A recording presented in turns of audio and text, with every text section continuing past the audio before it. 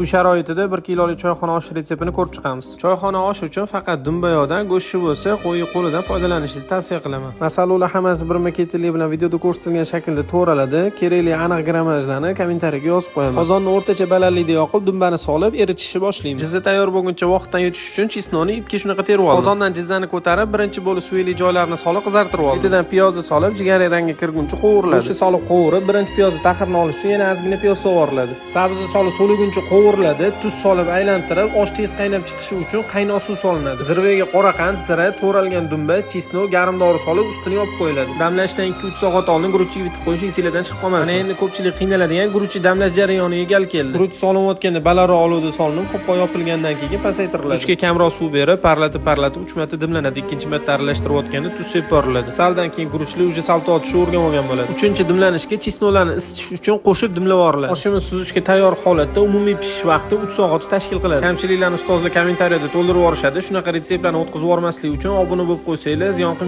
bo'lmaganda oshpaz og'aynilarni toqqa chiqqanda boshini qotirib turishga as qotib qoladi.